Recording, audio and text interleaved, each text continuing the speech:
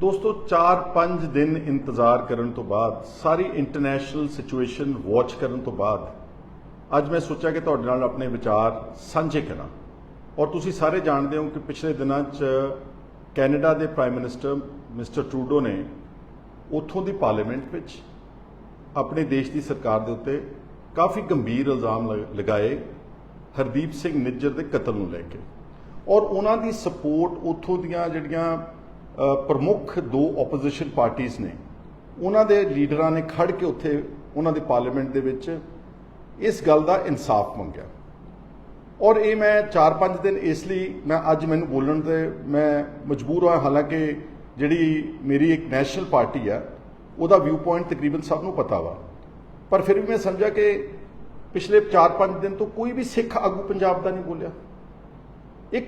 एक भी आदमी जिहड़ा कोई पंजाब का या सिखां की गल कह सकता होया कोई नहीं बोलिया। और विशेष तौर पर ये मैं सिंगल आउट करूँगा जिहड़ा श्रोमणी अकाली दल के इस वक्त काबज ने बादल का परिवार सुखबीर सिंह बादल, हरसिमरत कौर बादल पार्लीमेंट के मैंबर्स ने और देश में लोक सभा का सैशन चल रहा है, एक शब्द नहीं बोले। वीज़ा वगैरह तो बोले ने, लेकिन जिहड़े एलीगेशनस ह्यूमन राइट्स अब्यूज़ दे और उन्होंने धरती के उत्ते जिहड़ा कतल होया एक सिख भावां कि उसनूं खालिस्तानी कहा गया, उसनूं टैररिस्ट कहा गया कि किसी सूबे के कोल किसी गवर्नमेंट के कोल इस तरह का अधिकार है कि कोई विदाउट एनी ट्रायल बिना किसी कोर्ट किसी अदालत की कार्रवाई तो किसी को कतल किया जा सकता। सवाल ये उठिया वा और इत्थे कोई नहीं बोलिया। उन्होंने तो मैनू मजबूरी समझ आ गई बादल होना दी हुण चंगी तरह नाल कि वो बीजेपी के अगे गोडे टेक रहे हैं चंद वोटां दे वास्ते। शायद उन्होंने लगता कि जे पार्लीमेंट में असीं अज उल्ट बोलांगे तो साडा शायद समझौता ना होवे, तो फिर अकाली दल थोड़ो रहा है।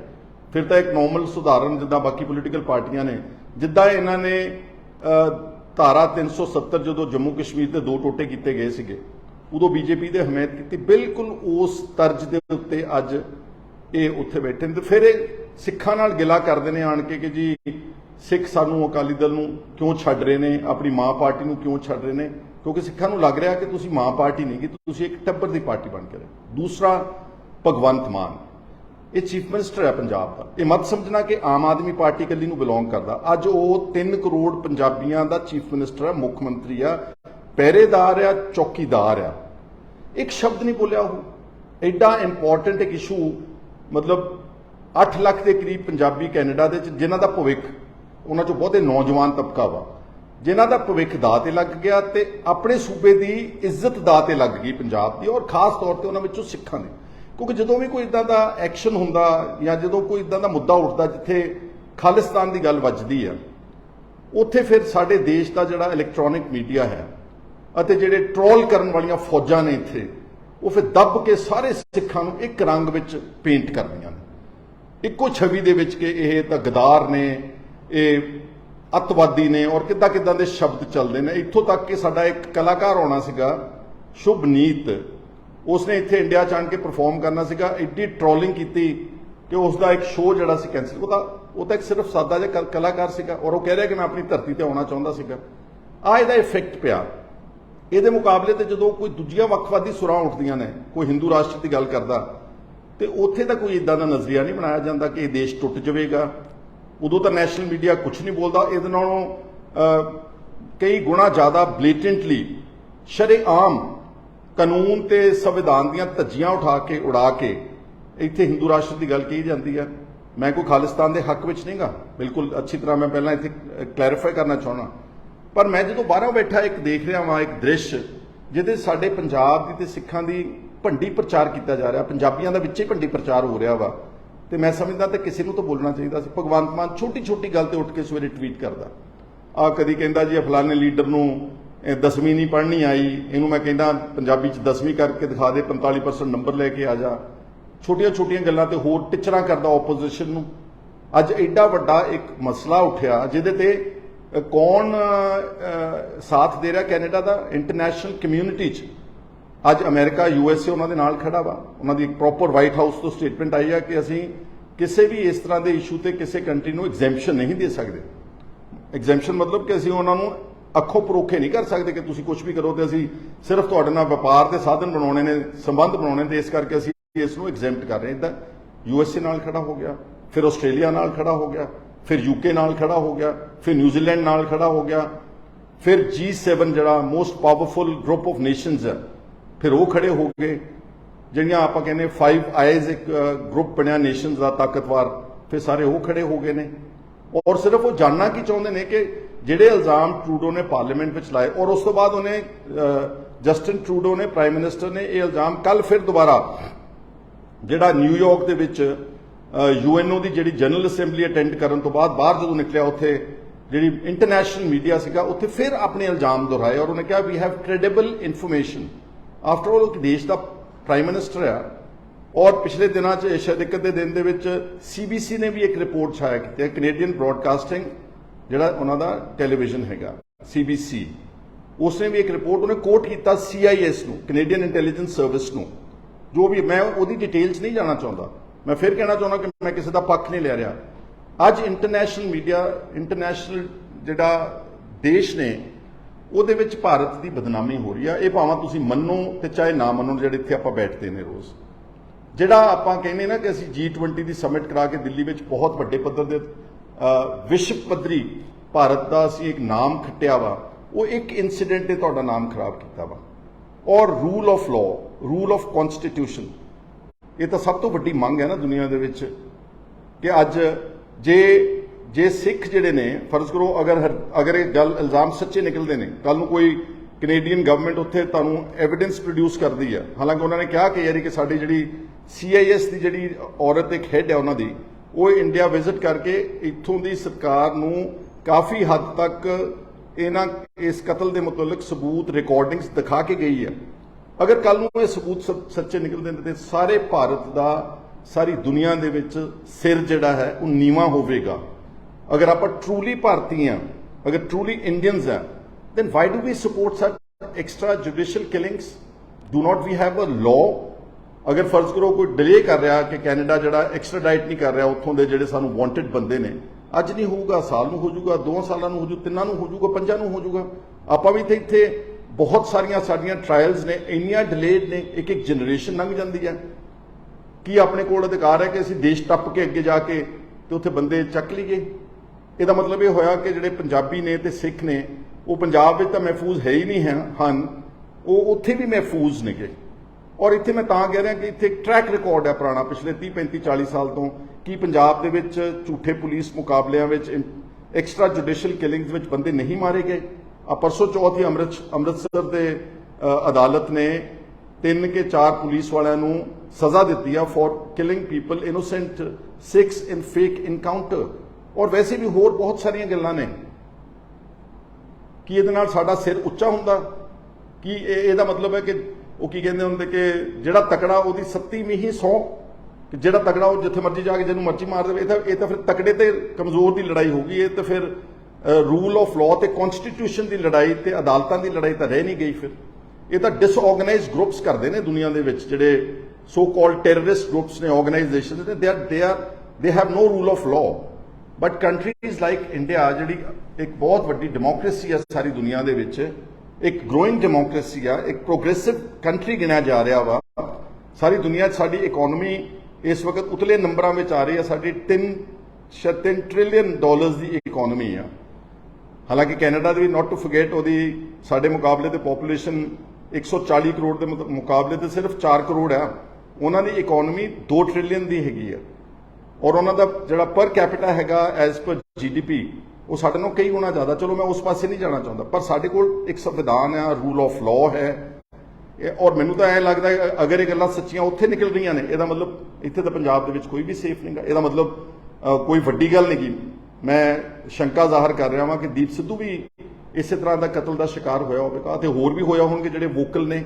ਇੱਥੇ ਗੈਂਗਸਟਰਸ ਜੇਲ੍ਹਾਂ 'ਚੋਂ ਬੈਠੇ ਵਿਦੇਸ਼ਾਂ ਦੇ ਉਹ ਛੋਰੇ ਕਤਲਾਂ ਦਾ ਜ਼ਿੰਮੇਵਾਰੀ ਚੱਕ ਰਹੇ ਨੇ, ਔਰ ਉਹਨਾਂ ਨੂੰ ਸਾਡਾ ਨੈਸ਼ਨਲ ਟੈਲੀਵਿਜ਼ਨ ਉਹਨੂੰ ਫਲੌਂਟ ਕਰ ਰਿਹਾ ਵਾ।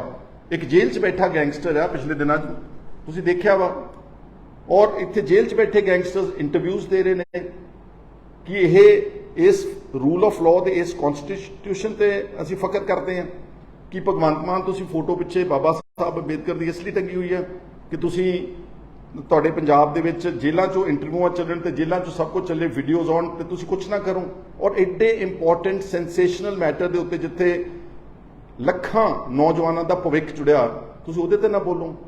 ਇੱਥੋਂ ਤੱਕ ਮੇਰਾ ਖਿਆਲ ਤਾਂ ਸ਼ਾਇਦ ਭਗਵੰਤ ਮਾਨ ਵੀਜ਼ੇ ਤੇ ਵੀ ਨਹੀਂ ਬੋਲਿਆ। ਚਲੋ ਅਕਾਲੀਆਂ ਨੇ ਮਾੜੀ ਮੋਟੀ ਸੰਗ ਕੀਤੀ, ਉਹ ਵੀਜ਼ੇ ਤੇ ਬੋਲੇ। ਮੈਂ ਵੀਜ਼ੇ ਤੇ ਵੀ ਕਹਿਣਾ ਚਾਹੁੰਦਾ ਕਿ ਇਹ ਕੀ ਇਹਦੇ ਨਾਲ ਕਿੱਦਾਂ ਕੱਚੀ ਛਵੀ ਜਾਵੇਗੀ ਆਪਣੀ, ਜਾਣਦਿਆਂ ਹੋਇਆਂ ਕਿ ਪੰਜਾਬ ਦੇ ਔਰ ਭਾਰਤ ਦੇ, ਸ਼ਾਇਦ ਭਾਰਤ ਦੀ ਟੋਟਲ ਇੰਡੀਅਨ ਪੋਪੂਲੇਸ਼ਨ ਕੈਨੇਡਾ ਵਿੱਚ 4 ਕਰੋੜ ਵਿੱਚੋਂ ਅਪਰੋਕਸੀਮੇਟਲੀ 20 ਲੱਖ ਆ।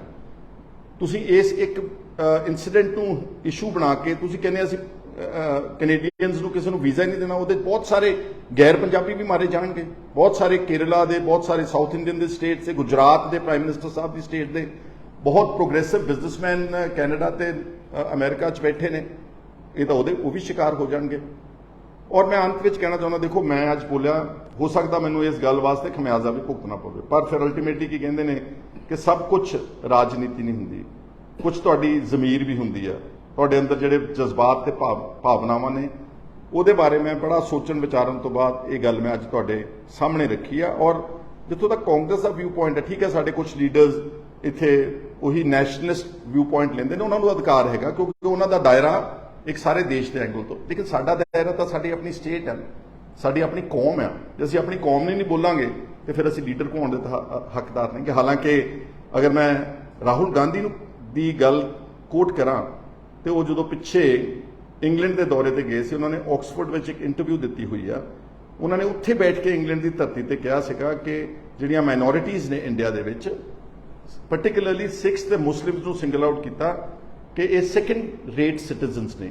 ਇਹ ਮੈਂ ਨਹੀਂ ਕਹਿ ਰਿਹਾ ਸਾਡੇ ਕਾਂਗਰਸ ਦਾ ਟੌਪ, ਔਰ ਐਨੀ ਫੀਲ ਸੋ, ਕਿਉਂਕਿ ਜੋ ਪਿਛਲੇ ਸਾਲਾਂ ਦੇ ਵਿੱਚ ਜਿਸ ਢੰਗ ਦੇ ਨਾਲ ਵਿਤਕਰਾ ਹੋਇਆ, ਟਾਰਗੇਟਿੰਗ ਹੋਈ, ਹੇਟ ਕੈਂਪੇਨਸ ਚਲਾਏ ਗਏ, ਵਿਲੀਫਿਕੇਸ਼ਨ ਕੈਂਪੇਨ ਚਲਾਇਆ ਗਿਆ, ਇਹ ਸਾਰੀ ਦੁਨੀਆ ਨੂੰ ਦਿਸ ਰਿਹਾ ਨਾ। ਉਹ ਠੀਕ ਹੈ ਕਿ ਅਗਰ ਆਪਾਂ ਆਪਣੀ ਅੱਖਾਂ ਬੰਦ ਕਰੀਏ ਕਿ ਅਸੀਂ ਨਹੀਂ ਦੇਖਣਾ ਚਾਹੁੰਦੇ ਇਹ ਮਸਲਾ, ਲੇਕਿਨ ਦੁਨੀਆ ਜਿਹੜੀ ਹੈ ਅੱਜ ਬਹੁਤ ਤੇਜ਼ੀ ਦੇ ਨਾਲ ਇੰਟਰਕਨੈਕਟਡ ਹੈ, ਸੋਸ਼ਲ ਮੀਡੀਆ ਨਾਲ ਕਨੈਕਟਡ ਹੈ, ਕਈ ਪਲੇਟਫਾਰਮਸ ਨਾਲ ਕਨੈਕਟਡ ਹੈ, ਮੀਡੀਆ ਬਹੁਤ ਐਕਸੈਸਿਬਲ ਹੈ। ਸੋ ਮੈਂ ਕਿਸੇ ਦੀ ਮੁਖਾਲਫਤ ਕਰਨ ਵਾਸਤੇ ਇੱਥੇ ਨਹੀਂ ਆਇਆ। ਮੈਂ ਤਾਂ ਸਿਰਫ ਇਹ ਕਹੂੰਗਾ ਕਿ ਅੱਜ ਸਾਡੇ ਦੇਸ਼ ਨੂੰ ਪਾਰਲੀਮੈਂਟ ਸੈਸ਼ਨ ਆਨ ਚੱਲ ਰਿਹਾ ਵਾ, ਉਸ ਵਿੱਚ ਵੈਸੇ ਹੀ ਫਰਜ਼ ਬਣਦਾ ਸੀਗਾ ਗਵਰਨਮੈਂਟ ਆਫ ਇੰਡੀਆ ਦੇ ਟੌਪ ਲੀਡਰਸ ਦਾ ਕਿ ਉਹ ਪ੍ਰੋਪਰ ਤੌਰ ਤੇ ਇਸ ਸਾਰੀ ਗੱਲ ਨੂੰ ਕਲੈਰੀਫਾਈ ਕਰਦੇ। ਔਰ ਅੱਜ ਵੀ ਮੈਂ ਚਾਹੂੰਗਾ ਕਿ ਕਿਰਪਾ ਕਰਕੇ ਜਿਹੜਾ ਤੁਸੀਂ ਵੀਜ਼ਾਜ਼ ਉਡਾਤੇ ਨੇ ਸਾਰੇ, ਔਰ ਤੁਸੀਂ ਆਰਟਿਸਟ ਨੂੰ ਇੱਥੇ ਇੰਡੀਆ ਦੀ ਧਰਤੀ ਤੇ ਪਰਫਾਰਮ ਨਹੀਂ, ਇਹਦੇ ਨਾਲ ਕੜੱਤਨ ਵਧਣੀ ਹੈ, ਇਹਦੇ ਨਾਲ ਕੜੱਤਨ ਘਟਣੀ ਨਹੀਂਗੀ। ਇਹ ਅੰਦਾਜ਼ਾ ਲਾਓ ਕਿ ਤੁਹਾਡਾ ਟ੍ਰੇਡ ਇੰਡੀਆ ਦਾ ਇਫੈਕਟ ਹੋਵੇਗਾ। ਆਫਟਰ ਆਲ ਕਾਫੀ ਵੱਡੇ ਪੱਧਰ ਦੇ ਉੱਤੇ ਇੰਡੀਆ ਔਰ ਕੈਨੇਡਾ ਦਾ ਟ੍ਰੇਡ ਦੇ ਸੰਬੰਧ ਨੇ। ਅਲਟੀਮੇਟਲੀ ਜੇ ਇਸ ਲੈਵਲ ਤੇ ਆ ਗਏ, ਅਸੀਂ ਡਿਪਲੋਮੈਟਿਕ ਟਾਈਜ਼ ਕੱਟ ਦਿੱਤੇ ਨੇ, ਫਿਰ ਅਲਟੀਮੇਟਲੀ ਫਲਾਈਟਸ ਵੀ ਬੰਦ ਹੋ ਜਾਣਗੀਆਂ। ਕਿ ਅਸੀਂ ਆਈਸੋਲੇਟਿਡ ਤਰੀਕੇ ਨਾਲ ਇਸ ਆਪਣੇ ਦੇਸ਼ ਨੂੰ ਅੱਗੇ ਲਿਜਾ ਸਕਾਂਗੇ? ਤਾਂ ਮੈਂ ਸਮਝਦਾ ਕਿ ਜੋ ਇਹ ਮਸਲਾ ਉੱਠਿਆ ਵਾ, ਜੋ ਇੱਕ ਐਲੀਗੇਸ਼ਨਸ ਨੇ, ਹਲੇ ਹੋ ਸਕਦਾ ਇਸ ਨੂੰ ਬਹੁਤ ਚੰਗੇ ਤਰੀਕੇ ਨਾਲ ਸਾਡੀ ਗਵਰਨਮੈਂਟ ਜਿਹੜੀ ਉਹਨੂੰ ਕਲੈਰੀਫਾਈ ਕਰ ਸਕਦੀ ਹੈ। ਅਗਰ ਕਿਸੇ ਨੇ ਗਲਤੀ ਕੀਤੀ ਹੈ, ਫਰਜ਼ ਕਰੋ ਹੋ ਸਕਦਾ ਕਿ ਸਰਕਾਰ ਦੀ ਅੱਖ ਤੋਂ ਥੱਲੇ ਕਈ ਵਾਰ ਬਹੁਤ ਸਾਰੇ ਕੰਮ ਕਰ ਜਾਂਦੇ ਨੇ, ਜਿੱਦਾਂ ਪੰਜਾਬ ਦੇ ਵਿੱਚ ਉਸ ਵਕਤ ਮਿਲੀਟੈਂਸੀ ਦੇ ਦੌਰ ਦੇ ਵਿੱਚ ਕਈਆਂ ਨੇ ਆਪਣੀਆਂ ਬੜੀਆਂ ਰੋਟੀਆਂ ਸਿੱਕੀਆਂ, ਕਈਆਂ ਨੇ ਬੜੇ ਬਦਲੇ ਲਏ, ਕਈਆਂ ਨੇ ਬਹੁਤ ਘਰਾਂ ਦੇ ਘਰ ਤਬਾਹ ਕਰ ਦਿੱਤੇ, ਘਰ ਸਾੜ ਦਿੱਤੇ, ਲੋਕਾਂ ਨੂੰ ਬੇਗੁਨਾਹ ਲੋਕਾਂ ਨੂੰ ਮਾਰ ਦਿੱਤਾ। ਉਹਦੀ ਆੜ ਦੇ ਵਿੱਚ ਕਿਤੇ ਇਹ ਤਾਂ ਨਹੀਂਗਾ ਕਿ ਦੇਸ਼ ਦੀ ਏਕਤਾ ਤੇ ਅਖੰਡਤਾ ਨੂੰ ਬਰਕਰਾਰ ਰੱਖਣ ਦੀ ਆੜ ਵਿੱਚ ਥੱਲੇ ਹੀ ਕਿਸੇ ਨੇ ਕਰਤਾ, ਹੋ ਸਕਦਾ ਇਸ ਤਰ੍ਹਾਂ ਵੀ ਹੋਇਆ ਹੋਵੇ। ਸੋ ਇਹ ਸਾਰੀਆਂ ਗੱਲਾਂ ਜਿਹੜੀਆਂ ਨੇ ਕਲੈਰੀਫਿਕੇਸ਼ਨ ਮੰਗਦੀਆਂ। ਪਰੰਤੂ ਮੈਨੂੰ ਬੜਾ ਦੁੱਖ ਹੋਇਆ ਕਿ ਐਡਾ ਸਾਡਾ ਇੱਕ ਮਾਣਮੱਤਾ ਸੂਬਾ ਹੋਵੇ, ਐਡਾ ਗੌਰਵਮਈ ਇਤਿਹਾਸ ਹੋਵੇ, ਔਰ ਸਾਡੇ ਪੰਜਾਬ ਦੇ ਲੋਕਾਂ ਨੇ, ਸਿੱਖਾਂ ਨੇ ਸਭ ਤੋਂ ਜ਼ਿਆਦਾ ਦੇਸ਼ ਦੀ ਆਜ਼ਾਦੀ ਵਿੱਚ ਫਾਂਸੀਆਂ ਦੇ ਰੱਸੇ ਚੁੰਮੇ ਹੋਣ, ਕਾਲੇ ਪਾਣੀ ਦੀਆਂ ਕੈਦਾਂ ਕੱਟੀਆਂ ਹੋਣ, ਔਰ ਸਭ ਤੋਂ ਜ਼ਿਆਦਾ ਕੁਰਬਾਨੀਆਂ ਦਿੱਤੀਆਂ ਹੋਣ। ਮੈਂ ਉਹ ਗਿਣਾਉਣਾ ਨਹੀਂ ਚਾਹੁੰਦਾ। ਕੂਕਾ ਲਹਿਰ ਤੇ ਬਾਬਾ ਗਦਰੀ ਬਾਬੇ ਕਿੱਥੋਂ ਉੱਠ ਕੇ ਵਿਦੇਸ਼ਾਂ ਚੋਂ ਆਣ ਕੇ ਇਸ ਦੇਸ਼ ਨੂੰ ਆਜ਼ਾਦ ਕੀਤਾ।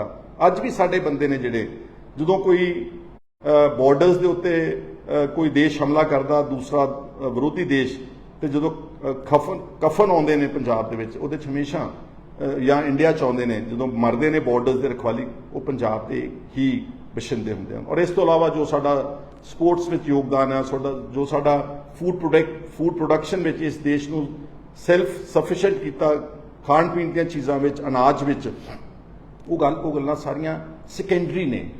ਉਹ ਸਾਡਾ ਯੋਗਦਾਨ ਐਂ ਲੱਗਦਾ ਜਦੋਂ ਸਾਡੇ ਤੇ ਹਮਲਾ ਹੁੰਦਾ ਔਰ ਸਭ ਨੂੰ ਇੱਕੋ ਹੀ ਟੈਗ ਵੱਖਵਾਦੀ ਅੱਤਵਾਦੀ ਪਤਾ ਨਹੀਂ ਉਗਰਵਾਦੀ ਕਹਿ ਕੇ ਟੀਵੀਆਂ ਦੇ ਉੱਤੇ ਭੰਡਿਆ ਜਾਂਦਾ ਵਾ, ਉਹ ਸਾਨੂੰ ਸਭ ਨੂੰ ਦੁੱਖ ਹੁੰਦਾ, ਮੈਨੂੰ ਵੀ ਬਹੁਤ ਦੁੱਖ ਹੁੰਦਾ। ਉਮੀਦ ਕਰਦਾ ਕਿ ਸਾਡੀ ਸਰਕਾਰ ਠੀਕ ਰਿਕੋਰਸ ਲਵੇਗੀ ਔਰ ਅਪਰੋਪਰੀਏਟ ਐਕਸ਼ਨ ਲਵੇਗੀ ਤਾਂ ਕਿ ਸਾਡੀ ਇੰਡੀਆ ਦੀ ਜਿਹੜੀ ਰੈਪੂਟੇਸ਼ਨ ਹੈ ਉਹ ਸਾਰੀ ਦੁਨੀਆ ਦੇ ਵਿੱਚ ਅੱਛੀ ਰਵੇ, ਬਹਾਲ ਰਵੇ ਔਰ ਸਾਡਾ ਦੇਸ਼ ਜਿਹੜਾ ਉਹ ਪ੍ਰੋਗਰੈਸ ਕਰਦਾ ਰਵੇ। ਮੇਰੇ ਨਾਲ ਅੱਜ ਦੇ ਇਹਨਾਂ ਵਿਚਾਰਾਂ ਤੇ ਜੁੜਨ ਵਾਸਤੇ ਤੁਹਾਡਾ ਸਾਰਿਆਂ ਦਾ ਬਹੁਤ ਸ਼ੁਕਰੀਆ। Just do not comment out of hatred, try to comment out of reasoning. ਇੱਕ ਵਾਰ ਫਿਰ ਤੁਹਾਡਾ ਧੰਨਵਾਦ। Thank you so much.